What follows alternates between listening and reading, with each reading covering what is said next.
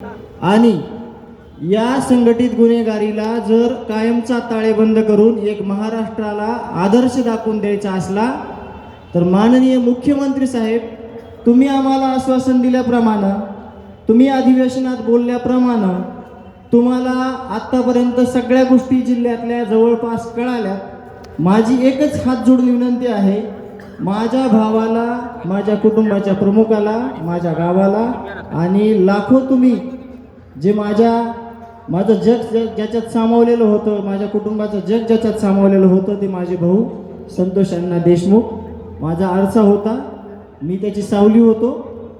त्या भावाला लवकरात लवकर न्याय द्या, नाहीतर तुम्हाला सगळ्यांना न्याय देणं होत नसेल तर मला भाऊ आणून द्या।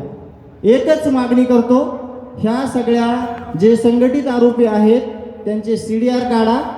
इथं पुण्यामध्ये काय काय घटनाक्रम घडला, कुठं ते थांबले, त्यांना कोण भेटले, त्या सगळ्यांचे CDR काढा। काय जितकी लाईन लागायची तेवढी लागू द्या, एकदाच दाखवून द्या असं की गुन्हेगारीला कुठेही कुणी पाठीराखण करत नाही।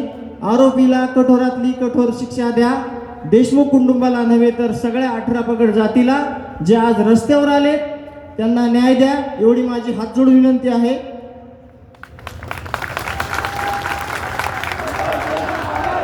यानंतर एक महत्त्वाची सूचना आपल्या सगळ्यांसाठी, संघर्ष